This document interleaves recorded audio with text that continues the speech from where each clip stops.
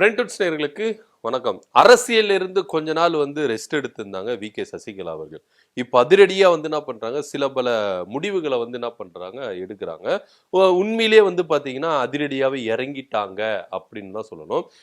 EPS மூலியமா ரொம்பவே அடி வாங்கியிருந்தாங்க சசிகலா அவர்கள். அ சிறைச்சாலைகளா சென்று திரும்பவும் நம்ம நம்பிக்கையா ஒருத்தர்கிட்ட குடுத்துட்டு போனோம். இவங்க எப்படி நினைச்சுட்டாங்கன்னா, ஜெயலலிதா அம்மையார் சிஎம்மா இருக்கும்போது அவங்கள என்ன பண்ணாங்க, அரெஸ்ட் பண்ணாங்க. அப்ப நம்பிக்கையா ஒரு ஆளு கிட்ட இருக்குன்னு சொல்லிட்டு ஓபிஎஸ் கிட்ட முதலமைச்சர் பதவி கொடுத்துட்டு போனாங்க. போயிட்டு அவங்க ரிட்டர்ன் வரும்போது அவரு கண்ணியத்தோட விசுவாசத்தோட என்ன பண்ணாரு ஓபிஎஸ் அவர்கள் திரும்பவும் அந்த முதலமைச்சர் பதவியை ஜெயலலிதா கிட்ட கொடுத்தாங்க. இது ரெண்டு வாட்டி அது மாதிரி நடந்திருக்கு. சோ ஜெயலலிதா அம்மையார் இறப்புக்கு பிறகும் ஓபிஎஸ் தான் என்ன பண்ணாங்க, எல்லாருமே அவர் தான் முதல்வர் அப்படின்ற மாதிரி தேர்ந்தெடுத்தாங்க. அதுக்கப்புறம் சில பல உள்ளடிகள் வேலை நடந்தது. அதுக்கப்புறம் இவர் தனியா பிரிஞ்சு தர்ம யுத்தம்னு ஆரம்பிச்சு இப்ப இதுவா இருக்கு. சோ இதே மாதிரி தான் இபிஎஸ் நமக்கு ரொம்ப விசுவாசமா இருப்பாரு, நம்பிக்கையா இருப்பாரு அப்படின்னு சொல்லிட்டு சசிகலா அம்மையார் என்ன பண்ணாங்கன்னா, கூவத்தூர்ல எல்லாரையும் கூட்டி நம்ம முன்னாள் முதலமைச்சர் எடப்பாடி பழனிசாமி கிட்ட நீ தான்ப்பா முதல்வர், நீ என்ன பண்ணு, தமிழ்நாட்டை ஆட்சி செய்யி, அம்மா வழியில் ஆட்சி செய்யி, நான் ஜெயிலுக்கு போயிட்டு வந்துடுறேன், வந்தோடனே அங்கிட்ட திருப்பி கொடுத்துடணும் அப்படின்னு சொல்லிட்டு தான் என்ன பண்ணாங்க, கொடுத்துட்டு போனாங்க. சப்போஸ் அவங்க ஜெயிலுக்கு போகல, அதாவது சிறை தண்டனை அனுபவிக்கிறது அவங்க போகல அப்படின்னா அவங்க தான் முதலமைச்சரா இருந்திருப்பாங்க. ஏன்னா எல்லாமே ரெடி ஆயிருச்சு. தீர்ப்பு வரதுக்கு முன்னாடி பாத்தீங்கன்னா ஆளுநர்கிட்ட போயிட்டு எல்லா கடிதமும் கொடுத்தாச்சு, பதவி பிரமாணம் ரெடி பண்றதுக்கு எல்லாமே ரெடி பண்ணி வச்சிட்டாங்க. ஆனா அங்க தீர்ப்பு வந்ததுனால இவங்க என்ன பண்ணாங்க, சிறைக்கு போக வேண்டிய சூழ்நிலை வந்துருச்சு. அதனால இருந்தாப்பா பொறுப்பை பிடிச்சிக்க, நான் போயிட்டு 4 வருஷத்துல வந்துடுவேன், 4 வருஷம் வந்தோடனே நீ என்கிட்ட கொடுத்துடணும் அப்படின்னு சொல்லிட்டு தான் என்ன பண்ணாங்க, கொடுத்துட்டு போனாங்க. போனோடனே ஐயாவுக்கு அந்த சேர்ல உக்காந்த உடனே ஐயாவுக்கு என்ன நினைச்சாரு, ஏது நினைச்சாருன்னு தெரியல. வரம் கொடுத்தவன் தலையிலேயே கைய வைக்கிற மாதிரி, நீங்க எனக்கு சிஎம் பதவி தானே கொடுத்தீங்க, உங்களை நான் எந்த அளவுக்கு உங்களை உயர்த்தி வைக்கிறேன் பாருங்க அப்படின்னு சொல்லிட்டு என்ன பண்ணாரு, அதிமுகவில இருந்து தூக்கி விசிறடிச்சிட்டாரு எடப்பாடி பழனிசாமி சசிகலாவை. சோ அவங்க ரொம்பவே அடிபட்டாங்க. சிறைச்சாலைக்கு போயிட்டு என்னதான் இருந்தாலும் அந்த சிறைவாசத்தை அனுபவிச்சாலும் தன் நம்பிக்கையா இருந்த மனுஷங்கிட்ட இது மாதிரி கொடுத்தோம், இவன் நம்பிக்கை துரோகம் பண்ணிட்டாரே அப்படின்னு சொல்லிட்டு அவங்க ரொம்பவே வெக்ஸ் ஆகி போயிட்டாங்க. அதுக்கப்புறம் பாத்தீங்கன்னா சட்ட போராட்டங்கள்லாம் பண்ணிட்டு இருக்காங்க. இது வரைக்கும் அவங்களுக்கு சட்ட போராட்டங்கள்லாம் பண்ணிட்டு இருக்காங்க. இருந்தாலும் உடல்நிலையும் கொஞ்சம் இதுவா இருந்தாலும் மன ரீதியாகவும் அவங்க என்ன பண்ணாங்க, புண்பட்டு இருந்தாங்க. சோ அதனால கொஞ்சம் ஓய்வு எடுத்திருந்தாங்க, அரசியல்ல இருந்து கொஞ்சம் ஓய்வு எடுத்தாங்க. எப்படி இருந்தாலும் அதிமுக என் கைக்கு தான் வரும் அப்படின்ற ஒரு நம்பிக்கையில தான் ஓய்வு எடுத்திருந்தாங்க. இப்போ பாத்தீங்கன்னா ஒரு புதுவிதமான ஃபார்முலாவை என்ன பண்றாங்க, இறக்க போறதா, அதுவும் இபிஎஸ்க்கு எதிராக இறக்க போறதா ஒரு பேச்சு இருக்கு. ஏன்னா நீங்க ஓபிஎஸ், டிடி விதிநகரன், சசிகலா இவங்க எல்லாருமே ஒன்னாதான் இருக்கிறாங்க. இவங்க ஒன்னா சேர்றதுக்கு எந்தவித பிரச்சனையும் கிடையாது. யாரை எதிர்த்து தர்ம யுத்தம் செஞ்சாரோ அதே ஓபிஎஸ் அவர்கள் அவங்க கூட கூட்டு சேர்றதுக்கு எந்தவித ஆட்சேபனையும் சொல்லல. ஏன்னா அவரு சசிகலா அம்மையார வரவேற்று பேசுறாரு, டிடி விதிநகர வரவேற்று பேசுறாரு. ஏன்னா அவங்கள ஒரே சமூகத்தினன்றதுனால அவங்கள என்ன பண்றாங்க, ஒண்ணு சேர்ந்துட்டாங்க. இப்ப யார் எதிரியாயிட்டா அப்படின்னு பாத்தீங்கன்னா இபிஎஸ் எதிரியாயிட்டாரு. இப்ப இபிஎஸ்க்கு எதிராக ஆல்ரெடி ஓபிஎஸ், டிடி விதிநகரும் காய்களை நகர்த்திட்டு வராங்க.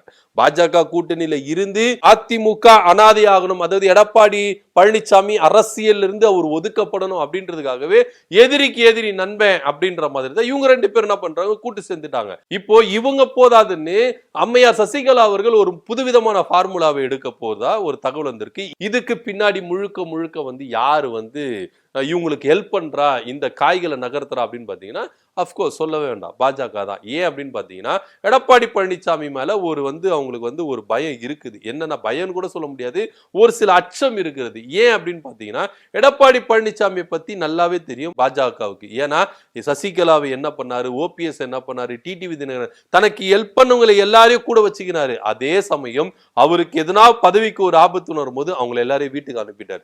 அந்த அளவுக்கு தான் இபிஎஸ் ஓட மனநிலைமை இருக்குது அப்படின்னு சொல்லிட்டு எல்லாருக்குமே தெரியும். பாஜக கேட்டு இருந்து, அதாவது தமிழ்நாட்டில இருந்து ஒரு உளவுத்துறை ரிப்போர்ட், எடப்பாடி பழனிசாமி சம்பந்தப்பட்ட ஒரு உளவுத்துறை ரிப்போர்ட் பாஜக மேலெடுத்து போயிருக்கு. என்ன அப்படின்னு பாத்தீங்கன்னா, எங்க இபிஎஸ் நீங்க நம்பாதீங்க, எந்த நேரத்திலையும் அவர் என்ன பண்றாரு, தமிழக வெற்றி கழகத்தோட கூட்டணி பேசுறதுக்கு சர்வே எடுத்துட்டு இருக்காரு, அண்டர் டீலிங் போட்டு இருக்காரு. அதிமுக, அதாவது எடப்பாடி பழனிசாமிக்கு நெருக்கமானவங்க, அவங்க அதிமுக இல்ல ஆனா நெருக்கமானவங்க, அவங்கள வச்சு பேச்சுவார்த்தை நடத்திட்டு இருக்கிறாரு அப்படின்ற ஒரு ரிப்போர்ட் பாஜக மேலிடத்துக்கு போயிருச்சு. சோ இப்ப பாஜக என்ன பண்றாங்கன்னா, இவங்களை நம்ம எப்படியோ ஓப்பனா என்ன பண்ண முடியாது, அடிக்க முடியாது. ஏற்கனவே இப்ப கூட்டணி வச்சிருந்து நிர்பந்தத்தினாலதான் வச்சுதான் நம்மளுக்கு அரசல் பரசலா பேச்சுகள் இருக்கு. சோ இன்னமும் இவங்களை நம்ம நிர்பந்திச்சா பச்சையா தெரிஞ்சிடும், நம்ம தான் பின்னாடி இருந்து எல்லாமே பண்றோம் அப்படின்னு சொல்லிட்டு அதனால என்ன பண்ணணும் அப்படின்னு பாத்தீங்கன்னா இவங்க வந்து சசிகலாவை வைத்து மூவ் பண்றாங்க. என்னன்னா மேற்கு மண்டலத்தை பொறுத்த வரைக்கும் எடப்பாடி ஒரு ஃபார்முலாவை கையாளுறாரு. மேற்கு மண்டலத்திலயும் அந்த ஃபார்முலாவுக்கு கை கொடுக்கல அப்படின்றதெல்லாம் வேற விஷயம். ஆனா இருந்தாலும் எடப்பாடி பழனிசாமி என்ன நம்புறாருன்னா நம்முடைய ஃபார்முலா மேற்கு மண்டலம் கொங்கு மண்டலத்துல நம்ம வந்து என்ன பண்ணலாம், ஆதிக்கத்தை செலுத்திடலாம் அப்படின்ட்டு நினைச்சிட்டு இருக்காரு. ஓரளவுக்கு அவருக்கு வந்து மேற்கு மண்டலத்துல ஒரு வித செல்வாக்குகள் இருக்கு. ஆனா தென் மாவட்டங்கள்ல இருக்குதா அப்படின்னு பார்த்தா இல்லவே இல்லை. ஆனா அந்த இடத்தை ஃபில் பண்றதுக்கு தான் சசிகலாவை அங்க என்ன பண்றாங்க, தென் மாவட்டங்களை ஃபுல்லா போக்கஸ் பண்ண ஆரம்பிக்கிறாங்க. ஏன்னா தென் மாவட்டங்கள்ல வந்து பாத்தீங்கன்னா ஃபுல் போக்கஸ்டா அவங்க நிறுத்திட்டாங்கன்னா அவங்க பிரபலமான ஒரு முகம் அப்படின்னு தெரிஞ்சுட்டாங்கன்னா இபிஎஸ் தென் மாவட்டங்களுக்குள்ள நுழைய முடியாது. இப்ப ஆல்ரெடி வந்து பாத்தீங்கன்னா தென் மாவட்டங்களுக்குள்ள பிரச்சனைகள், ஒரு சில பிரச்சனைகள்லாம் போயிட்டு இருக்கு. ஸோ தென் மாவட்டத்துக்குள்ள அவங்க இபிஎஸ் உடைய செல்வாக்கு அங்க அதிகமா இல்லை அப்படின்றதுதான் நிதர்சனமான உண்மையா இருக்கு. ஸோ அந்த இடத்தை வந்து யாரால ஃபில் பண்ண முடியும்? ஆல்ரெடி ஓபிஎஸ் அவங்க கூட்டணியில தான் இருக்கிறாரு, அதாவது சசிகலா கூட தான் இருக்கிறாரு, டிடிவி தினகரன் அவர் கூட தான் இருக்காரு. இன்னும் பலம் சேர்க்கறதுக்கு சசிகலா அம்மையார் வந்து தென் மாவட்டங்களை ஃபுல்லா போக்கஸ் பண்றதுக்கு இறங்கி இருக்கிறாங்க. இப்ப அவங்களுடைய மீட்டிங்கு, சுற்றுப்பயணம், பொதுக்கூட்டம் எல்லாமே வந்து இப்ப கொஞ்ச நாளுக்கு முன்னாடி வந்து பாத்தீங்கன்னா மே 18ஆம் தேதி ஒரு மீட்டிங் நடத்துனாங்க, இனப்படுகொலை நாள். அது ஞாபகார்த்தமா நினைவு நாளா ஒரு மீட்டிங் ஒன்று நடத்துனாங்க. அதுல கூட வந்து பாத்தீங்கன்னா தென் மாவட்டங்களை தான் ஃபுல்லா போக்கஸ் பண்ணி என்ன பண்ணாங்க, அவங்கள வந்து என்ன பண்ணாங்க, அங்கேயே தான் இது பண்ணாங்க. ஸோ அவங்க ஃபுல்லா தென் மாவட்டங்கள்லயே என்ன பண்றாங்க, ஃபுல் போக்கஸ்டா இருக்கிறாங்க. ஏன்னா தென் மாவட்டங்களை ஃபுல்லா கவரேஜ் பண்ணிட்டா அதிமுகல நம்ம வந்து ஒரு, அதாவது எப்படி சொல்றது, எடப்பாடி பழனிசாமியை விட நம்மளுக்கு வந்து அங்க ஆதரவு அதிகமா வந்துடும். அவருடைய ஃபார்முலா வந்து மேற்கு மண்டலத்துல மட்டும் தான் இருக்கு, தென் மண்டலங்கள்ல இல்ல. அதனால தென் மாவட்டங்கள்ல நம்ம அதை இறங்கிடுவோம் அப்படின்னு சொல்லிட்டு தான் அவங்களுடைய சுற்றுப்பயணமா இருக்கட்டும், பொதுக்கூட்டங்களா இருக்கட்டும், நிர்வாகிகளை சந்திக்கிறதா இருக்கட்டும், எல்லாமே தென் மாவட்டங்கள் ஃபுல்லா போக்கஸ்டாவே இருக்கிறதா தகவலும் வந்துட்டு இருக்கு. இதுக்கு பின்னாடி வந்து பாஜக தான் வந்து என்ன பண்றாங்க, இந்த ஐடியாவை கொடுத்திருக்காங்க.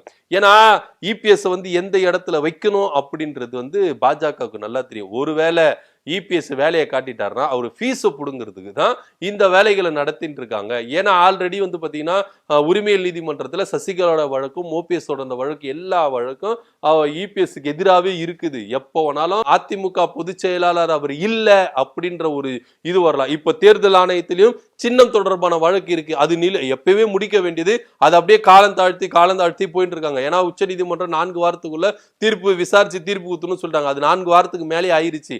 இன்னமும் அது என்ன பண்ணாங்க, நாள் கடத்திட்டு இருக்காங்க. ஏன் அப்படின்னு பாத்தீங்கன்னா இபிஎஸ் ஓட பல்ஸ் பாக்குறதுக்கு தான். ஏன்னா இபிஎஸ் எப்படி ஆச்சுன்னா வேலையை காட்டிடுவாரு அப்படின்ற ஒரு தகவல் இங்க இருந்து போயிருந்தனாலதான் அது வந்து ஓபிஎஸ் பக்கம் 99% வருதுக்கு வாய்ப்பு இருக்கு. ஒருவேளை ஓபிஎஸ் பக்கம் வந்து அது வந்துருச்சுன்னா இபிஎஸ் ஓட பல்லு புடுங்கப்படும். அது மாத்திரம் இல்லாம இவர் இன்னமும் பாஜகவுக்கு வேலை காமிச்சாருன்னா கட்சி பதவியும் புடுங்கப்படும் அப்படின்ற தகவல் வந்துட்டு இருக்கு. அதுக்காகவே இப்போ சசிகலாவை பாஜக ரெடி பண்ணிட்டு இருக்காங்க, ஒரு தகவல் வந்துட்டு இருக்கு. சோ இதன் மத்தியில இபிஎஸ் அவர்கள் பாஜக கூட கொஞ்சம் ஒட்டாத ஒரு நிலைமையில தான் இருக்கிறாரு அப்படின்னு சொல்லிட்டு மாநில தலைமையும் என்ன பண்ணிருக்கு, ரிப்போர்ட் அனுப்பியிருக்கு. என்னதான் இருந்தாலும் நம்ம கூட்டணியில இருந்தாலும் ஆனா அதிமுகவுடைய செயல்பாடுகளா பாஜக கூட ஒட்டாம இருக்குது, இதுக்கு என்னங்க பண்ணலாம் அப்படின்னு சொல்லும் போது தான் மேலிடத்துல இருந்து ஒரு அஜெண்டா வந்திருக்கு. அதாவது திமுக அரசுக்கு எதிராக போராட்டங்களை நடத்துங்க, அவங்களை கண்டித்து போராட்டங்கள் நடத்துங்க. அது வந்து பாஜக மட்டும் நடத்தக்கூடாது, அதிமுக மட்டும் நடத்தக்கூடாது, 2 கட்சிகளும் சேர்ந்து என்ன பண்ணணும், போராட்டங்களை, மறியல்களை, கண்டன ஆர்ப்பாட்டங்களை நீங்க என்ன பண்ணணும், நடத்தணும் அப்படின்னு சொல்லிட்டு மேலிடத்துல இருந்து ஒரு அஜெண்டா வந்தனால இப்ப அடுத்தபடியா என்ன பண்ண போறாங்கன்னா அதிமுகவும் பாஜகவும் சேர்ந்து திமுக அரசுக்கு எதிராக வந்து என்ன பண்ண போறாங்க, போராட்டங்களை நடத்த போறாங்க, கண்டன ஆர்ப்பாட்டங்கள் நடத்த போறாங்க அப்படின்ற ஒரு தகவல் வந்திருக்கு. பொதுவா வந்து பாத்தீங்கன்னா ஆளும் கட்சியை எதிர்த்து எதிர்கட்சிகள்லாம் போராட்டங்கள் ஆர்ப்பாட்டங்கள் நடத்துறதுலாம் சர்வசாதாரணம். ஆனா 2 பேரும் சேர்ந்து நடத்துறதுக்கான காரணம் என்னன்னா இபிஎஸ் அவர்கள் வந்து பாஜக கூட கூட்டணியில் இருந்தாலும் ஒட்டாம இருக்கிறாரு. சோ அதனாலதான் வந்து என்ன பண்ண போறாருன்னா இந்த அஜெண்டா மேலிடத்துல இருந்து கொடுத்ததுனால இப்ப 2 பேரும் வந்து என்ன பண்ண போறாங்க, சேர்ந்து போராட்டத்தை நடத்த போறதா தகவல் வந்திருக்கு. இதுக்கு பின்னாடி முழுக்க பாஜக தான் இருக்கு. ஓபிஎஸ் இயக்கிறதும் பாஜக, இபிஎஸ் இயக்கிறதும் பாஜக. இப்ப சசிகலா அம்மையாரே தென் மாவட்ட ஃபார்முலா வைத்து நீங்க அரசியல் செய்யுங்க அப்படின்னு சொல்றதும் பாஜக தான் அப்படின்றதுல எந்தவித மறைபொருளும் இல்லை அப்படின்றது தெளிவா தெரியுது. சசிகலா அவர்கள் தென்மண்டலம் ஃபார்முலாவை என்ன பண்ண போறாங்க, கையில எடுத்து அவங்க என்ன பண்றாங்க, காய்களை நகர்த்திட்டு வராங்க அரசியல்ல. அது இபிஎஸ்க்கு எதிராக, இதுக்கு பின்னாடி பாஜக இருந்து செயல்படுத்துறாங்க அப்படின்ற தகவல் வருது. இதை பத்தி உங்களோட கருத்து என்ன அப்படின்றத கீழே கமெண்ட் பண்ணுங்க. நன்றி, வணக்கம்.